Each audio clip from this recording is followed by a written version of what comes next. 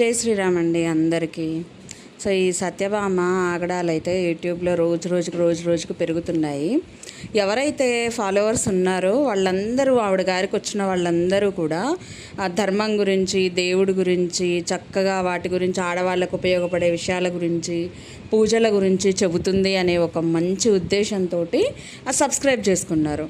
ఇప్పుడు అదే ఎవరైతే ఫాలోవర్స్ ఉన్నారో వాళ్ళు తిడుతున్నన్ని తిట్లు ఇంకా ఎవ్వరు యూట్యూబ్లో ఏ యూట్యూబర్ కూడా తిట్టట్లేరండి. నిజంగా కామెంట్స్ ఒక్కొక్కటి ఓపెన్ చేస్తే డిఫరెంట్గా మాట్లాడుతున్నారు.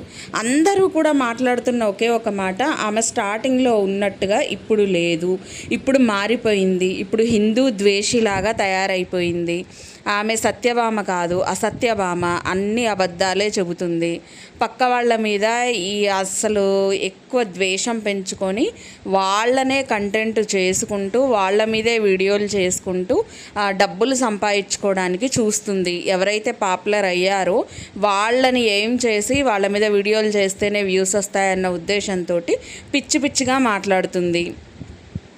అలానే ఎవరైతే మన హిందువులని ద్వేషిస్తారో వాళ్ళని బాగా ఎక్కువగా పొగుడుతూ వాళ్ళ వైపే స్టాండ్ తీసుకుంటూ మాట్లాడుతుంది. ఇలాంటి మాటలన్నీ కూడా జనాల దృష్టిలో ఉండిపోయి అవే కామెంట్స్ రూపంలో వస్తున్నాయి. అయితే ఇక్కడ నేను చెప్దామనుకునేది ఏంటి అంటే, ఇవన్నీ ఎందుకు వస్తున్నాయంటే, ఈవిడ పెంచుకున్న ద్వేషం ఉంటుందండి. పాము పగ ఎన్నాళ్ళు అని చెప్తారంటే, ఒకసారి పాము తోక ఎవరైనా తెలియక తొక్కారనుకోండి, ఆ పాము పగబట్టేస్తుందంట. వాసనతోటి ఆ మనిషి ఎక్కడున్నా వచ్చి ఆ మనిషిని కాటేయడానికి చూస్తుందంట. తోక తొక్కిన తాచ్ అంటారు కదా, సో అలాగ తోకతో తొక్కిన తాస్పాంలాగా బుసలు కొడతా ఉందన్నమాట. ఎందుకు అంతలా బుసలు కొడుతుందంటే, ఈవిడకి ఫస్ట్ నుంచి కడుపులో ఒక రకమైన ద్వేషం ఉంది. ఈవిడకంటే ఎవ్వరూ ఎక్కువైపోవద్దు, ఎవ్వరూ పాపులర్ అవ్వద్దు. అందులో తెలిసిన వాళ్ళు పాపులర్ అయితే మనం అసలే తట్టుకోలేము. ఎంతసేపటికి వాళ్ళు ఒక మాట అంటే మనం పదనాలి.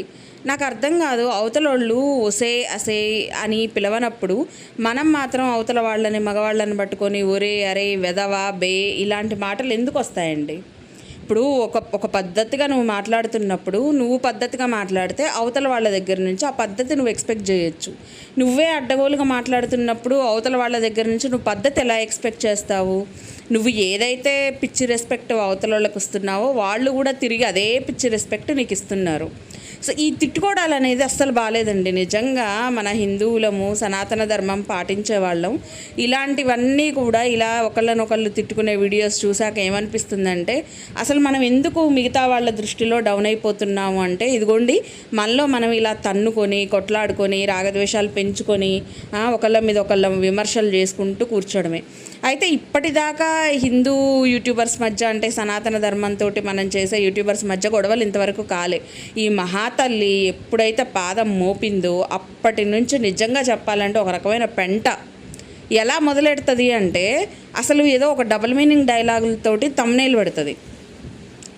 విచిత్రమైన పోస్టర్లు పెట్టేసి థంబ్నెయిల్లో జనాలను అట్రాక్ట్ చేస్తూ ఉంటుంది. అలా అట్రాక్ట్ చేస్తే లోపలికి వెళ్తే నార్మల్ విషయాలే చెప్తుంది, కానీ పైన థంబ్నెయిల్లో కానీ టైటిల్లో కానీ దరిద్రంగా రాస్తుంది. కొన్ని వీడియోస్ అయితే చదవడానికి కూడా అసహ్యకరంగా ఉండేంత చండాలంగా రాస్తుంటుంది అనమాట. అలానే ఒకసారి శివుడి మీద కూడా పోస్టర్ పెట్టింది. శివుడు అమ్మవారు ఏదో వాళ్ళ ఏమంటారు, సో డిఫరెంట్గా పెట్టింది. దాన్ని నాకు చెప్పడానికి కూడా రావట్లేదన్నమాట.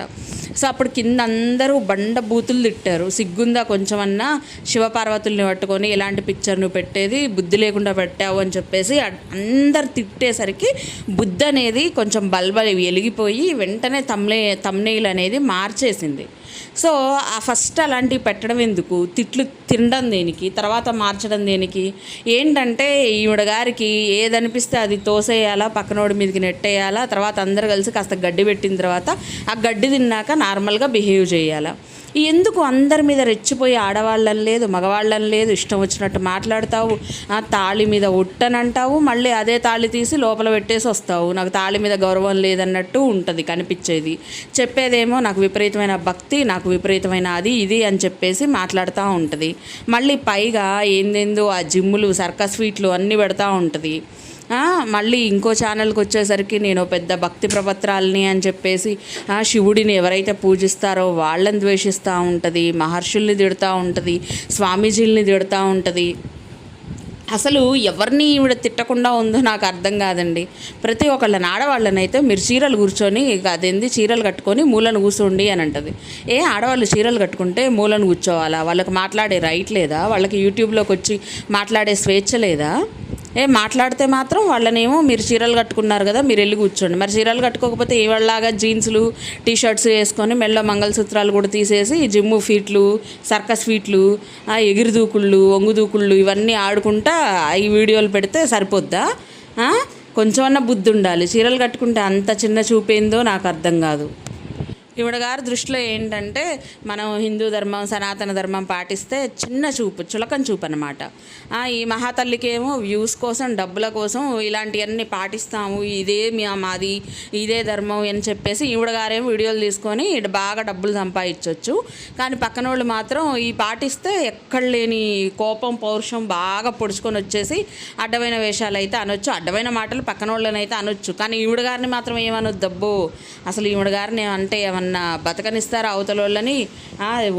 ఇదేంటి తాట తీసేస్తాను, ఇదేంటి వీపు మీద కూర్చొని సవారీ చేసేస్తాను, ఇంకేవేవో డిఫరెంట్గా మాట్లాడుతుంది. భుజాలు చూపిస్తుంది, చేతులు చూపిస్తుంది, కండలు చూపించేసి నా సత్తా ఏందో చూపిస్తా అని ఏదో ఎవరో తొడలు కొరుచుకున్నట్టు బాలకృష్ణ తొడలు కొడతాడు చూడండి ఒక సినిమాలో, అలా ఉంటుంది అనమాట. ఈవిడ గారేమో భుజాలు జరుచుకుంటుంది అనమాట. నా దమ్ము ఎంతో, నా ధైర్యం ఎంతో. ఏం దమ్ము?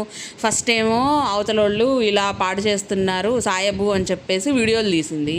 తర్వాత వాళ్ళు 4 దుమ్ములు దులిపి 4 తిట్లు తిట్టి 4 గట్టి మాటలు చెప్పేసరికి తోక జాడిచ్చేసి వాళ్ళ వైపు తందానా అని భజన చేసుకుంటా కూర్చుంది. నువ్వు భజన చేసుకుంటే చేసుకో, ఎవడొద్దన్నాడు. కానీ ఫస్ట్ ఎందుకు మరి యాంటీగా వీడియోలు చేయడం? నమ్మేవాళ్ళు ఉంటారు, నమ్మేవాళ్ళు నమ్ముతారు, నమ్మనోళ్ళు నమ్మరు. కానీ నీకెందుకు అంత తీటానందం? కాకపోతే అంటే వ్యూస్ వచ్చేస్తాయి కదా, వ్యూస్ వస్తాయి, డబ్బులు వస్తాయి కాబట్టి మనం గబుక్కున దూకేస్తాం అనమాట. మనకి ఎక్కడ డబ్బులు వస్తే అక్కడ దూకేసేసి చక్కగా భజన చేసుకుంటా కూర్చుంటాం. అవతల ఎవరన్నా వచ్చి బెదిరించారనుకోండి, ఇక ఎలా అంటే పిల్లి భయంతో ముడుచుకొని లోపల కూర్చున్నట్టు అలా కూర్చొని మళ్ళీ ఎర్రి నాటకాలు జనాలకు తెలవద్దు కదా, ఈ దొంగ నాటకాలన్నీ వేసాము, ఇలా తిట్లు తిన్నాము అని చెప్పేసి.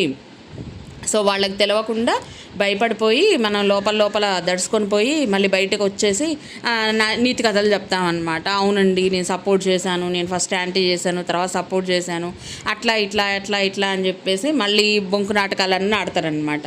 సో ఫస్ట్ ఈ బిహేవియర్ మార్చుకుంటే చాలా బాగుంటుంది. చాలా వరస్ట్ బిహేవియర్ అనమాట ఇది.